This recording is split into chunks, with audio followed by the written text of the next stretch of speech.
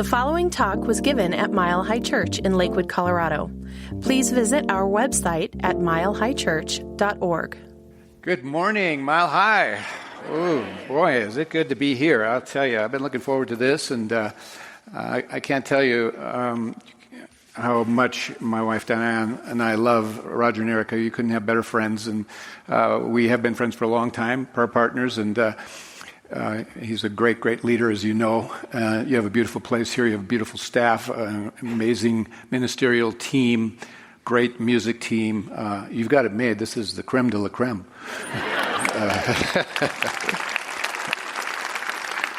Great to be here. It reminds me, you know, I'm a guest speaker today, and it reminds me of a friend of mine who just actually shared a personal story with me. He was a guest speaker at our church about 10 years ago, actually, and he spoke on a midweek service on a Wednesday. And so my associate minister, Patricia, was the one that handled Wednesday nights, so she got his title from him. And can't recall the topic it was, but he gave some topic with the word sin in it. And she kind of guided him and said, you know, you may want to come up with another title, because sin's kind of just a heavier word for us in New Thought, and I want to move beyond that. And so I said, okay. And so he came up with a title for his topic, It's No Big Deal. So, so he didn't realize the effects of that topic, or that title, until he drove up to the church after a couple of days of this on the marquee, which said, what's Roger's last name, Roger? No, not this Roger. This other guy's name was Roger, too. What was it? Jerry Roberts. Yeah, that's right. So it said, Jerry Roberts to guest speak, no big deal. So he remembered that. He was telling me that, and it was about 12 years ago. So we remember those things, you know. So do you remember the band, singing group, Three Dog Night? Okay. And some of their hits. Okay, there was one hit that went, "One is the loneliest number that you'll ever do." So you got it, because I don't want to sing it again. Anyway, you know, just listen to those words. One is the loneliest number that you will ever do. And it couldn't be more wrong. One is the most powerful word. It is the most all-inclusive word that you'll ever do. To be one with the one is what it's about, is what you and I are here for. You know, in the teachings of Jesus, Buddha, Krishna, other avatars, enlightened beings, masters, mystics, sacred texts, if you study all of them at the core, the essence of all of them is oneness.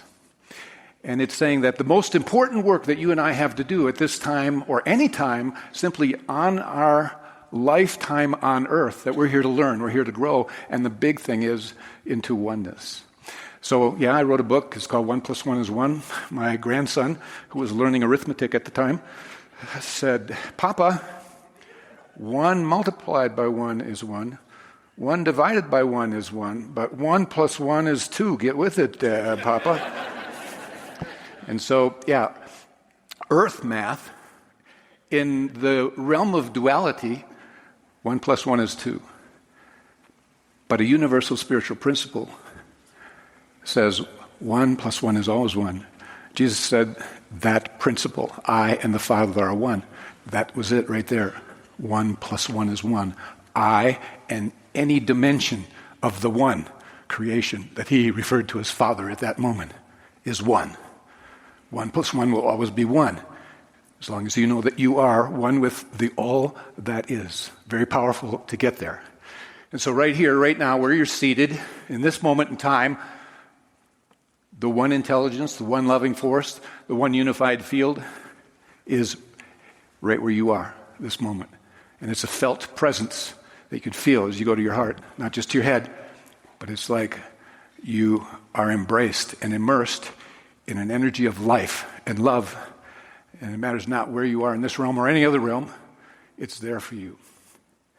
Now, there is a piece of writing by a Greek philosopher 500 years before Christ, and it is very powerful in that it is very clear in how it addresses God and oneness. And it was so popular or so well thought of that actually Voltaire talked about it, and he was given credit for it in the 18th century, and then the Christian mystic Meister Eckhart later on was given credit for it. But it really goes back to a Greek philosopher named Empedocles.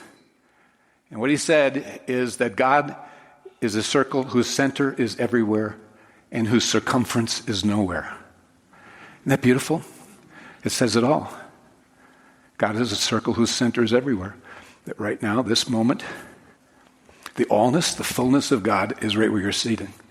You can go anywhere in this cosmos, and the center of God can be felt. It is equally distributed through all space and time. The circumference, it has no boundaries. It's infinite. You are inside the circle of an infinite presence and power. And I love to think of that circle on a regular basis and continue to affirm and know I live in this circle. I can't get out of the circle of God, and I don't want to. But it's a beautiful thing to be aware of. And so the will of God for you and me is to guide us into a conscious awareness of oneness with all that is. That's what the work of the will of God is, and that's always calling us to that. And basically what you've all learned already, I know that you know and you've heard this, is that the one problem that humanity faces, whether it's the individual or the family or the world as a whole, is a sense of separation. So that what we're all about is actually moving towards oneness. It's what we're called to do. That is our purpose. That is our curriculum. That is our task. That is our function. That is the most important work that we have to do.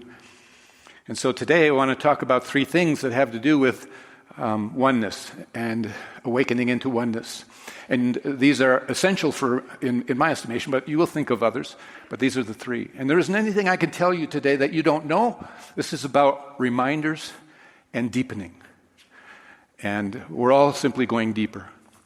But the three things are your spiritual identity, your true identity, a conscious connection, and love, the three essentials.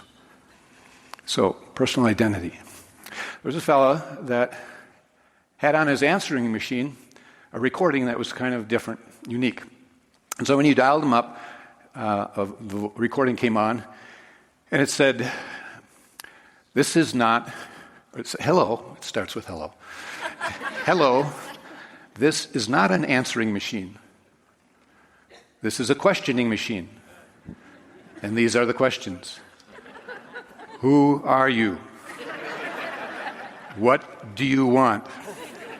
And if you think these are trivial questions, consider that most people live their whole lives without ever finding out the answer. Beep. So, today I'd like for us to consider the questions that we ask ourselves, because we are, in relation to our personal identity, our spiritual identity, who we think we are. And so, questions are important. If we're on the quest, we can be asking questions, but it's a matter of asking the right questions, really. There's all the chattering going on in our minds. And so we need to know what is the right question to ask. And actually, it was Albert Einstein who said something very powerful. He said that if I had an hour to solve a problem, and my life depended upon it, I would first spend the first 55 minutes determining what was the proper question to ask. And once I have determined what the proper question is to ask, I can solve that problem in less than 5 minutes. And so he put all the emphasis on us asking ourselves the right question in terms of all of life, really. It's a very powerful insight, isn't it? And so the nature of our mind is always asking questions, chitter chatter going on, asking us questions. Many of the questions revolve or start with the word, who, where, why, how. But mostly it's who.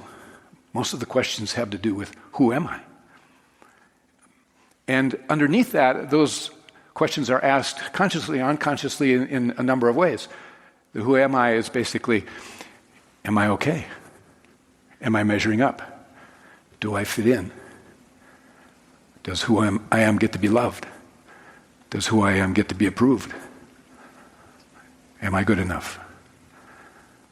So there are questions going on a whole lot as we're growing up, and through much and most of our life, many of them are who questions. The thing you need to know is that who you are fluctuates.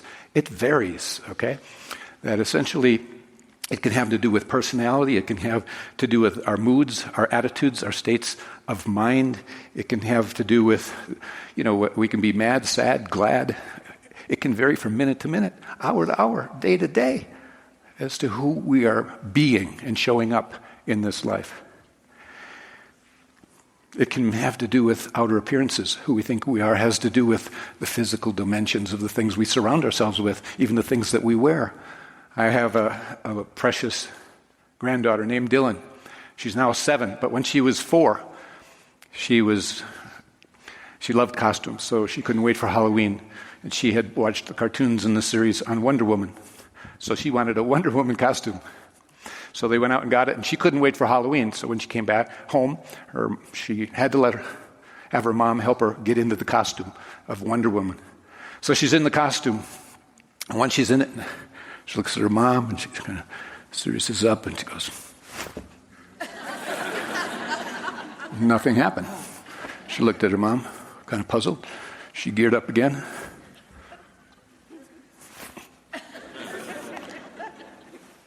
Mama, I know fly.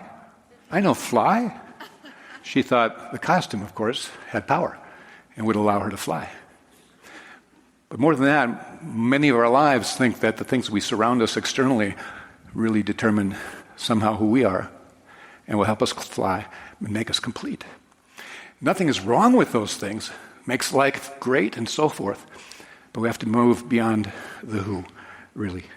We sometimes label ourselves and others in various ways: attractive, unattractive, smart, not so smart, young, old. 2 guys, good friends, always would get together once a year, have lunch. And they lived each was about an hour and a half, 2 hours out of town, out of the city. So they would meet in the city from their different sides and come and have lunch once a year, maintain their friendship. They'd always go to a different restaurant. So they got together this one time, and they'd been doing this for many years, and they came into this restaurant, and they'd beat the lunch crowd, and there weren't hardly many people at all seated. And they sat down, and they weren't there very long, and the one guy looked up from his menu, and he said, "You see those 2 old guys over there? That's what we're going to look like in 10 years. His friend looked up, and he said, "That is us. That's a mirror."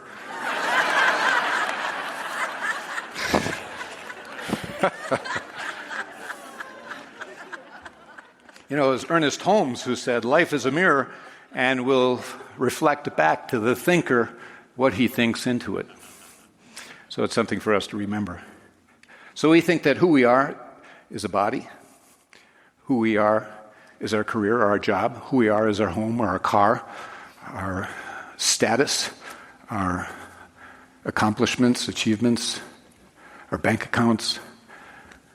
But none of that is what we are. That's who we are. The one question to ask, that's my lesson title, by the way. The one question is a what question? What am I? A who is temporary. A who can be one way yesterday and another tomorrow. It can be unforgiving and then forgiving. It can be, but what you are as a child of God is permanent. It's you. You are held firmly, steady, with certainty by the Creator that created you, whole and complete. Whole and complete and perfect, eternal. You are love, you are joy, you are peace. You are all that and more. You are one with all that is. You always have been. And you just haven't found totally that part or awakened to it fully. That's the journey we're on. And so, we are a divine being. In fact, going to Ernest Holmes again, Ernest said, to the soul that knows its own divinity, all else must gravitate. That means to the soul who knows its divinity, it knows it's connected. It's at one with all that is. And therefore, prosperity, healing, you name it, all the other principles fall in line under 1 + 1 is 1. It all gravitates and flows to you. But we all have an ego, and we created the ego. God created the spirit that we are. We are spirit. And ego is separate self, is that part of us that focuses on the who. And keeps focusing on the who, because it's always measuring ourselves, comparing ourselves, judging ourselves. Who are we in relation to that, or them, or this? Always into the who. But the Holy Spirit, you see, we have only two voices. We only have two choices. Either listen to the voice of the ego, which is about separation, or the voice of the Holy Spirit. Now, the Holy Spirit never commands, it never demands. It only invites and asks you to listen. It asks you to be still and know with certainty who you are. Be still and know that I am God. There's a part of you that wants to be still and know that I am part of God. As the drop is of the ocean, the drop in no way does not have to, or can always say, I am the ocean. I am God. I am of God. I'm with God. I'm one with God. I'm one with the one. That's where we are to go with that. And it's more powerful to be able to go to the what over the who, because to ask yourself that question and have vigilance on that, it moves you. You want the what to become the who. And so you want your spiritual identity to be about what you are, and to continue to affirm that again and again. It opens you up to the power and transcends any limitation. The Course in Miracles. Some of you studied the Course in Miracles. On what we're talking about, there's a passage there, and Jesus, presents in there in first person. And one of the things that he said is, the Holy Spirit answers truly for all time. The Holy Spirit answers truly for all time. Hear then the one answer of the Holy Spirit to all questions the ego raises. You are a child of God, a priceless part of his kingdom. And in the kingdom, where you are and what you are is perfectly certain. There is no doubt. That's very powerful. All answers is to hear that from within, to know the what. Carl Jung, great psychologist, he said we have two phases to our lives, sort of two halves. The first half is learning to cope, to develop a personality, an identity, and an ego. The second half, or the second phase of our life, is to undo the ego. Okay? And that's not easy. I mean, we all have an ego. I have an ego. And sometimes I don't like who I am, but I know that's not what I am. And no matter how the who shows up, that's oftentimes about the past or even worried about the future. But in the moment, I choose to be what I am, if I can remember that. I was, last September, I left Pulpit Ministry. About 4 months after that, I went to attend a CSL convention, Centers for Spiritual Living. Now, I had 41 years as a minister, 34 years in Houston, and I just handed off 4 months earlier to a wonderful guy, Michael Gott, who I prayed into being into my ministry and handed off to him, and he's doing fabulous and wonderful. Love him. So here I am at this conference, and it's made up of ministers and non-ministers, so nobody knows for sure who is and who isn't, although I knew some of the ministers from there. In the morning, you'd have a buffet breakfast, and you'd go sit in a room with tables that had seated 10. So I sat down one morning, and another guy sat down and said, "What's your name?" He said, "Peter." I said, "You minister?" He said, "Yeah, in Iowa." So he said, "What's your name?" I said, "Howard Caesar." No response. "You don't know who I am, huh?" I mean, I didn't really think that, but the next question. Maybe I did. I don't know. Trace back. But the next question was, "So what church are you associated with?" And I said, "Unity of Houston." He said, Michael, God's church.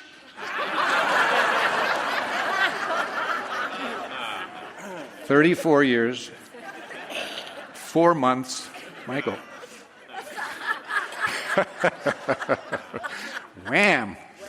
I slammed into my who.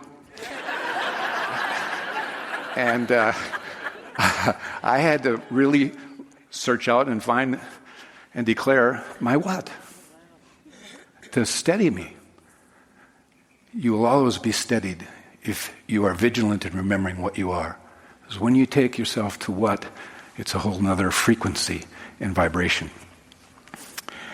And so there's a writing, Gospel of Thomas. Didn't make it into the Bible, but has some gems. And one of the things in the Gospel of Thomas that Jesus said was this: if you bring forth what you are will save you. If you do not bring forth what you are, what you do not bring forth will destroy you. And that was powerful.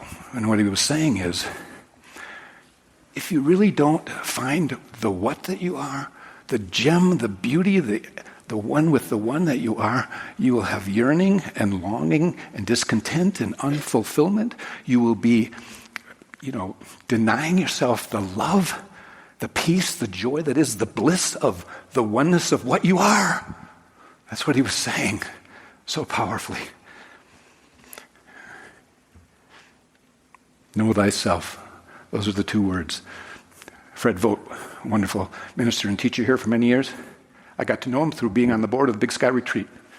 And I can remember in his later years overhearing or being with him when he was having conversation with several people. And he said, I've been around a long time, taught a lot of this truth forever. He says it all comes down to two words. Our curriculum is know thyself. Heavy on the thy. Very powerful. Charles Fillmore, co-founder of Unity, his favorite verse was in Colossians, where it says, the mystery which has been hidden for ages and generations, which is Christ in you, your hope of glory. And he would zeroed in on Christ in you, your hope of glory. And he loved that because it reminded him of what he was. The what that he was. He was a Christ. He was divine. He was one with the one. And that's where he wanted to go. Ernest Holmes says, what you are looking for is the what you are looking with. So, even Jesus, again, Jesus said, who do men say that I am? He asked the disciples, and they said, some say John the Baptist, Elias, Jeremiah, one of the prophets. And he said, but who do you say that I am? And Peter blurted out, not with a who, but with a what, and said, thou art the Christ, the Son of the living God. And Jesus was ecstatic. Blessed art thou, Simon Bar-Jonah, for flesh and blood has not revealed this to you, but the Father within. The what in you revealed the what in me. And on this rock I will build my church. The sanctuary within is where you will find what you are. So, the second essential has to do with conscious connection. Relationships are all of life. All of life are relationships. Two ingredients that make relationships really significant and things that we should work on. One ingredient is communication, and the other is quality time. And so if God is our source and our most important relationship, we want to be in communication. Communication means to come to union, communion. And be in communication and have quality time. That means to have your intention focused on giving attention to communication with the source through meditation and contemplation and any other Asians words.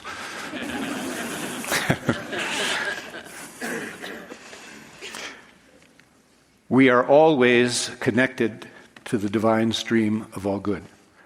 You are always connected to the divine stream of all good. Whether you're consciously aware of it or not, that is the case. A friend of mine who shared a story about when he was 6 years old, it was a long time ago, his parents took him to Disneyland. He said he never forgot. And back then he said they put him on a ride, and the ride was a boat. And the boat went through canals and swerved around you had to steer around rapids and waterfalls and all these hazards. And so he was in the boat alone, and it rumbled with an engine, and he thought his parents were being a little irresponsible, even though he was 6. But he was excited, and he was on for it, so he jumped in, and the thing took off. And so now he's rumbling along, and he's steering that baby through those canals and around those rapids and the hazards and so forth, and really doing well. What he didn't know was out of sight, underneath the boat, there was a track. And it was guiding the course of his life, or guiding him through the channel safely. And we have that even in times where we're not consciously aware of it. We may not even in the moment have asked for it. It's there. There's a track that's leading us, to what is next, to grow through, to learn through. Our youngest daughter, was in a car accident as a sophomore in college at Texas Tech, Lubbock. It was late at night, and her Honda Civic collided head-on with a Chevy truck. She was life-flighted to the hospital there, and when they got her there and opened her up, they found that the hepatic artery had been severed. That's the artery that connects the heart to the liver. No one survives that. They bleed to death in 5 minutes. She had somehow made it there because magically and mystically it had laid against one another even though it was torn apart, and had somehow kept the minimum amount of blood in her to get her to the hospital. So they shot transfusions in her. And the next problem was, how do we do the surgery? Because it's a very small connection, very hard to get at, very complex. No one survives it. The surgeons didn't know how to do it, or anyone who had done the surgery that might have somehow rarely survived that kind of a serious injury. So they got on the internet, and somehow they found 2 surgeons in San Francisco that had done this rare surgery, and somebody had survived. They were able to locate them at the wee hours of the night, actually get them up, get them on the phone, and guide them over the phone through several hours of the surgery and save our daughter's life. Wow. And she's now a nurse in Houston. She was on a track. We're on a track. The third essential is love. Of course, you know the power of love. He who abides in love abides in God, and God in him.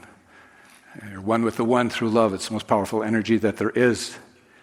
And it breaks all barriers. It unites all people together. Breaks all barriers. It brings the what out.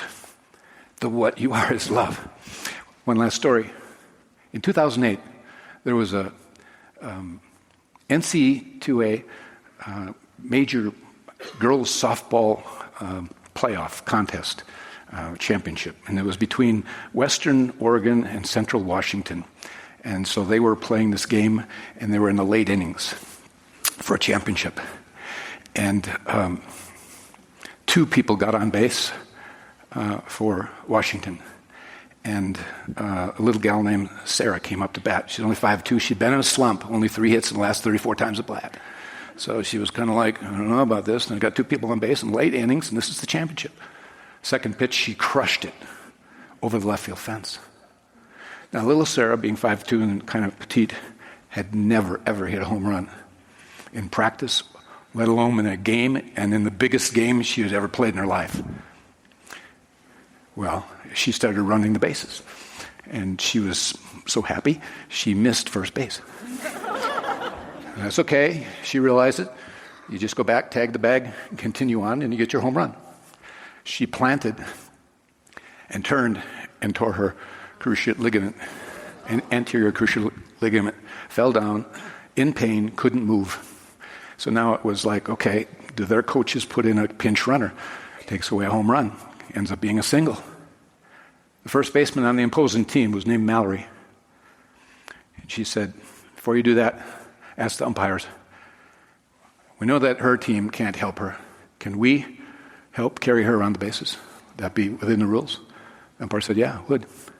So Mallory called in her shortstop, Liz, and Liz and Mallory picked up Sarah and began to carry her around the bases. 3 intertwined physically and spiritually as one. By the time they got to second base, the whole crowd was on their feet applauding because they were beholding the what, acknowledging the what, not the who. By the time they got to third base, people were crying because there was something inside of them that were able to behold that as being beautiful and wonderful and the way it's supposed to be. The world hungers for oneness, and there it was being demonstrated. Mallory left her who, which wanted to win a championship game, and said, that little gal hit a home run and she deserves to have it, and carried it around. What was an internet sensation? They were on the Ellen DeGeneres show, all three of them, shortstop, first base, and Sarah. And Garth Brooks, at a concert, brought them up on stage, tried to tell the story, and began weeping. He couldn't get through it. It's a very powerful thing. Love. I've shared a lot here around oneness, and one other avenue of resource that I have found valuable are people who have had near-death experiences, or experience. Usually you only have one. I wouldn't want to flatline twice in return. But in any event, many of them come back and they share tidbits of realizations and insights that tell us about how it is. They validate what we know, and I love that. And so I will share with you 5 from those research that I have researched in a God study. And these are people that experienced God and the message that they came back with. And here's one. A realization this person had is love is the one thing we're all here to learn. Another, it is not possible to be separated from God because we're all part of God. God spoke to me from in the light. The gist of it was, you don't really know yourself, do you? Next, we are already what we are trying to attain. And the last one I'll share, of the many that I have read. Words are hard to describe the oneness with all state of being that I entered. Any of you want to enter the oneness with all state of being? You don't have to give up the body to do it. That's what we're here for. That's our main function.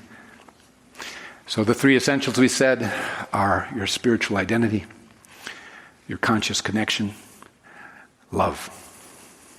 The one question to ask and be vigilant on, what am I? And answer the question and allow the what to become the who. Let oneness become your way of life. It could be your greatest achievement in this life. God bless you.